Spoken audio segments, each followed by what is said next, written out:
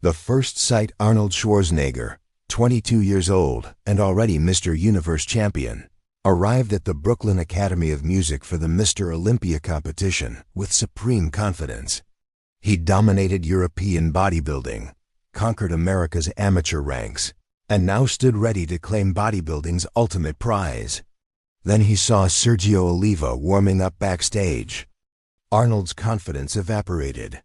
Years later, he described that moment with rare vulnerability. I looked at Sergio and thought, there's no way I can beat this man. His physique isn't even human. Sergio, the myth, Oliva stood 5'10", weighed 240 pounds of muscle with body fat, so low his striations were visible from across the room. But it wasn't just size, it was proportion. Sergio's waist was impossibly small, maybe 28 inches, which made his shoulders and chest look even more massive by contrast. His arms were 20 inches, but appeared larger due to perfect shape and symmetry. Arnold had never seen anything like it. Nobody had. Sergio Oliva represented genetic perfection, the kind of physique that occurs maybe once in a generation, where muscle bellies, bone structure, and metabolic efficiency align to create something beyond normal human potential. Arnold realized immediately he wasn't competing against just another bodybuilder. He was competing against myth-made flesh, against genetic lottery winner who made Arnold's own exceptional physique look ordinary by comparison. The Cuban defector Sergio Oliva's journey to that Brooklyn stage was as extraordinary as his physique. Born in Cuba in 1941, Sergio grew up in rural poverty during political upheaval that would culminate in Castro's revolution. In 1962, as member of Cuba's weightlifting team competing in Jamaica, 20-year-old Sergio made desperate decision. He defected, escaping Cuban team handlers and seeking asylum in the United States. He arrived in Miami with nothing, no money, minimal English, no connections, just his strength and determination to escape communist Cuba. He worked manual labor jobs in Chicago factory work, loading docks, any physical employment that paid. But he discovered bodybuilding, finding that his genetics responded to resistance training unlike anyone else's. Muscles grew with alarming speed. His proportions were naturally perfect. Where others struggled for gains, Sergio's body seemed designed specifically for bodybuilding. By 1966, just 4 years after arriving in America as refugee, Sergio won his first Mr. Olympia title. By 1969, he'd won 3 consecutive championships. He was considered unbeatable. The myth wasn't promotional nickname, it was accurate description of how other bodybuilders viewed him. Sergio represented immigrant success story, even more dramatic than Arnold's. Arnold came from Austria with some resources and bodybuilding connections. Sergio came from Cuba with literally nothing, escaping political persecution, building championship physique while working factory jobs. The 1969 defeat, the 1969 Mr. Olympia, wasn't even competitive. Sergio won decisively, with Arnold placing second. But the margin of victory wasn't the story was how thoroughly Sergio dominated. When both men stood on stage, the visual difference was shocking. Sergio's V-taper wide shoulders tapering to tiny waist created optical illusion of impossibly perfect proportions. His muscle bellies were full and round where Arnold's were flat in comparison. His conditioning was somehow both massive and shredded simultaneously. Arnold tried every posing trick he knew, angles to minimize weaknesses, transitions to highlight strengths, psychological tactics to project confidence. Nothing worked. Next to Sergio, Arnold looked unfinished, like work in progress standing beside completed masterpiece. The judge's decision was unanimous. Sergio Oliva remained Mr. Olympia. Arnold Schwarzenegger, for the first time in his competitive career, had faced opponent he simply couldn't beat through willpower or strategy. Backstage after the competition, Arnold was devastated. This wasn't like losing to inferior competitor through political judging. This was genuine defeat by superior athlete. Everything Arnold had built his psychology around the belief that dedication and discipline could overcome any limitation had just been disproven. Sergio, meanwhile, was gracious in victory. He congratulated Arnold, praised his potential, suggested they have many more battles. But there was confidence in Sergio's demeanor that bordered on certainty. He knew he was genetically superior, and genetics couldn't be overcome through hard work alone. The obsessive analysis Arnold didn't accept defeat, he studied it. Over the following months, he analyzed Sergio's physique with scientific precision, identifying exactly where the genetic advantages existed and calculating whether they could be neutralized. Sergio's waist was naturally tiny due to bone structure. Arnold couldn't change his own skeletal frame, but he could make his shoulders and lats so massive that his waist appeared smaller by contrast. Sergio's muscle bellies were naturally full and round, genetic insertion points that couldn't be altered. But Arnold could add overall mass that made his flatter muscles appear larger in absolute terms. Sergio's conditioning seemed effortless, probably due to exceptional metabolism. Arnold would have to diet harder, train with more intensity, use every advantage science and discipline could provide. Most importantly, Arnold identified Sergio's potential weakness: complacency. When you're genetically blessed and winning easily, why train brutally? Why sacrifice comfort? Sergio was great, but was he maximizing his potential or coasting on genetics? Arnold decided his strategy: become the hardest working bodybuilder in history.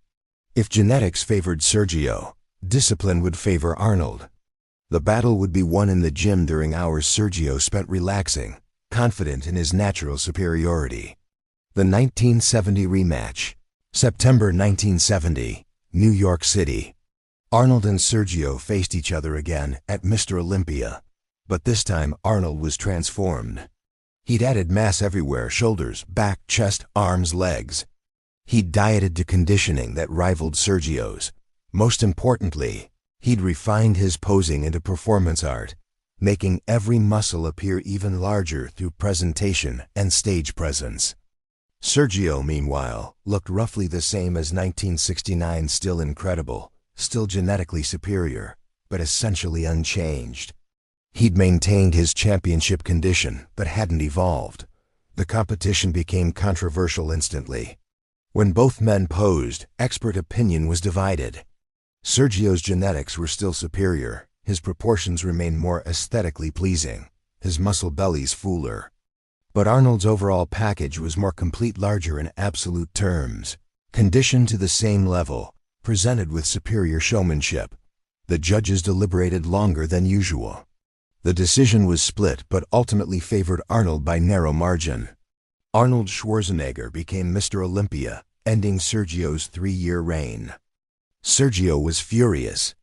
He believed the decision was political, Arnold's charisma and marketability influencing judges beyond pure physique assessment. In his mind, genetics still favored him. Arnold had simply charmed his way to victory. Arnold saw it differently. He'd maximized every advantage available, while Sergio had relied on genetics without equal dedication to improvement. Victory went to whoever wanted it more, and Arnold's hunger had exceeded Sergio's. The truth probably lived somewhere between both perspectives. Sergio likely had better genetics. Arnold likely had better work ethic and showmanship. The combination of both factors made the 1970 decision genuinely debatable. The rivalry continues. 1971 brought another controversial Mr. Olympia. This time, Sergio boycotted, claiming the judging had become politicized and Arnold received favoritism. Without Sergio competing, Arnold won easily, but the victory felt hollow, incomplete. Sergio's boycott strategy was psychological warfare. By refusing to compete, he implied Arnold couldn't beat him in fair contest, that 1970 had been fluke or judging corruption. Arnold's championships during Sergio's absence would always carry asterisk in some minds. But the boycott also revealed something about Sergio. He was hurt, more than he admitted publicly. Losing to Arnold had wounded his pride and his belief in genetic destiny. If God gave him perfect bodybuilding genetics, how could dedication and showmanship overcome divine gift? Sergio eventually returned to competition, but the rivalry's intensity had diminished. Arnold continued winning Mr. Olympia titles 1971, 1972, 1973, 1974, 1975, culminating in his famous sixth victory chronicled in Pumping Iron. Sergio competed periodically, but never reclaimed the title. Age was working against him. He was 8 years older than Arnold, his metabolism slowing, his motivation declining. The window where his genetic advantages could dominate had closed. By mid-1970s, Arnold had definitively established himself as the era's dominant bodybuilder. But Sergio remained the one opponent Arnold couldn't completely dismiss, the one man whose genetics, at their peak, might have been genuinely superior to Arnold's at his peak. The mutual respect, despite competitive intensity, Arnold and Sergio developed genuine mutual respect. Arnold publicly acknowledged Sergio's genetic gifts and his status as one of bodybuilding's all-time greats. Sergio admitted Arnold's work ethic and strategic intelligence surpassed his own. They appeared together at bodybuilding events, posed for photos side by side, participated in exhibitions that showcased both legends. The rivalry softened into something approaching friendship. Two men who pushed each other to greater heights than either might have achieved alone. Arnold later described Sergio as the toughest opponent he'd ever faced. Everyone else, I knew I could beat through preparation and psychology. With Sergio, I was never 100% certain. His genetics were that good. Sergio's assessment of Arnold was equally revealing. Arnold wanted it more than anyone. His mind was stronger than his body. That mental strength eventually overcame my physical advantages. The what-if question. Bodybuilding historians endlessly debate. What if Sergio had Arnold's discipline and strategic thinking? What if Arnold had Sergio's genetics? Who would have dominated if both men had maximized every advantage? The question is unanswerable, but fascinating. Sergio's peak genetics combined with Arnold's work ethic and showmanship would have created the perfect bodybuilder, someone literally unbeatable by any human who ever lived. But that combination never existed. Sergio had the genetics but lacked Arnold's fanatical dedication to improvement. Arnold had the dedication but faced genetic limitations. Sergio didn't. The 1969 Olympia represents the moment where Sergio's genetics were maximized while Arnold's dedication wasn't yet fully realized. Arnold's 1970 victory represents the reverse. Arnold's dedication maximized while Sergio's genetics weren't being fully developed. Between those two data points exists the eternal question, which matters more, nature or nurture? Genetic gift or relentless work? Arnold's career suggests nurture wins long-term. Sergio's 1969 dominance suggests nature wins at matched effort levels. The truth, frustratingly, is probably that both matter and neither alone is sufficient for absolute dominance. The legacy debate. Sergio Oliva's legacy is complicated by being Arnold's contemporary. In any other era, Sergio might be remembered as the greatest bodybuilder who ever lived. But existing simultaneously with Arnold meant he became the guy who beat Arnold once, then lost to him repeatedly. This is historical injustice. Sergio was extraordinary in his own right, not just as Arnold's opponent. His physique at its peak represented human muscular potential realized. His immigrant story was as compelling as Arnold's. His 3 consecutive Mr. Olympia victories before Arnold's rise deserve celebration independent of their rivalry. But Arnold's eventual dominance and subsequent fame eclipsed Sergio's achievements. Pumping Iron made Arnold a cultural icon while Sergio became supporting character. Arnold's Hollywood career kept him in public consciousness while Sergio returned to relative obscurity. When people think of 1970s bodybuilding, they think Arnold Schwarzenegger. Sergio Oliva becomes trivia answer. Who was the only Mr. Olympia Arnold competed against and lost to? The steroid question. Both Arnold and Sergio competed in era before drug testing existed in bodybuilding. Both undoubtedly used performance-enhancing drugs. This was universal practice among elite competitors.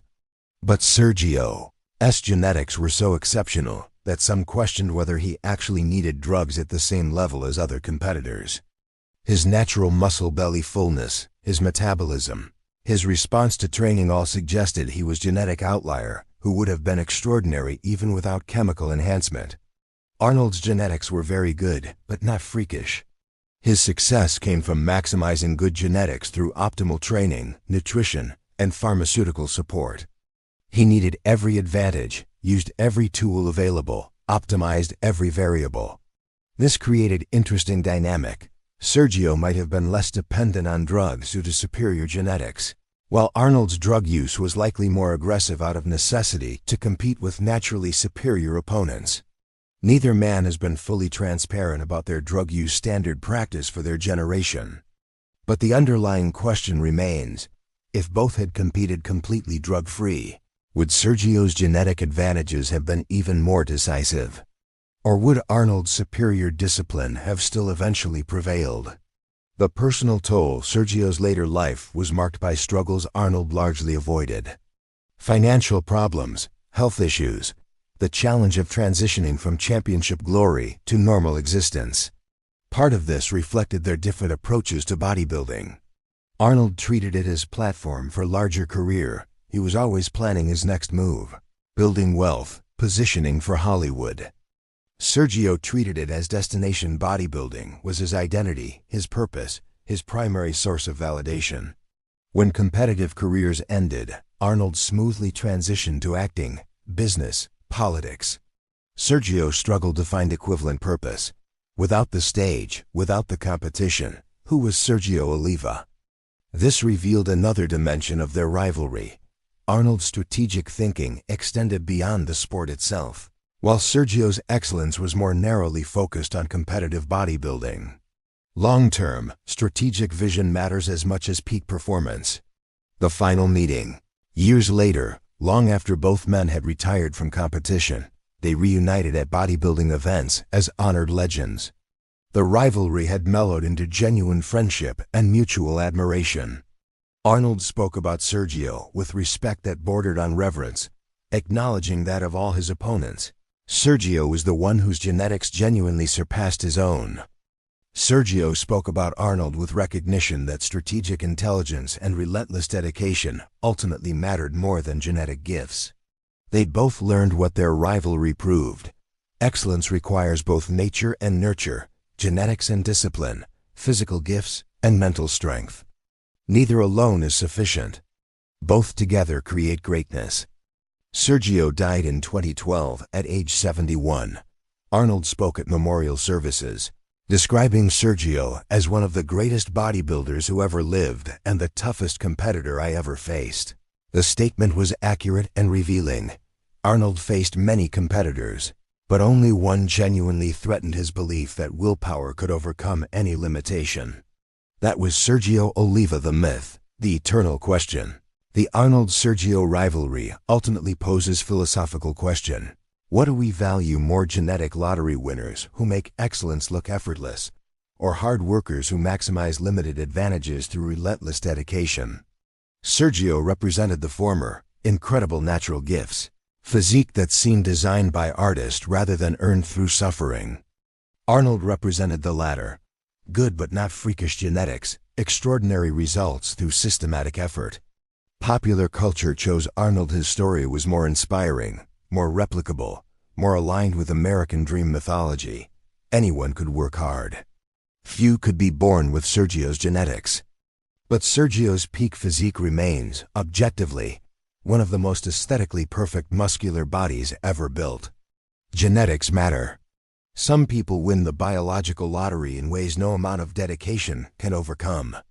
The truth is that both men were exceptional. Sergio had better genetics but likely less strategic intelligence and work ethic. Arnold had superior discipline and strategic thinking but faced genetic limitations. Sergio didn't. At their respective peaks, comparing them is genuinely difficult. The 1969 Olympia, where Sergio won decisively, makes compelling case for genetic supremacy. The 1970 Olympia, where Arnold won narrowly, makes compelling case for dedication triumphing over genetics. Ultimately, the rivalry proved that greatness requires both. Sergio with Arnold's work ethic would have been unstoppable. Arnold with Sergio's genetics would have been inhuman. Neither perfect combination existed, so instead we got two different types of excellence competing for the same title. Arnold won more championships and achieved greater life success. But Sergio won the genetic lottery in ways Arnold never could. Who was truly superior depends entirely on what you value more: achievements earned or gifts inherited. The rivalry's greatest legacy might be the question it poses rather than the answer it provides. In the battle between nature and nurture, which deserves more respect? The scorecard says Arnold. The 1969 photographs say Sergio. History continues debating.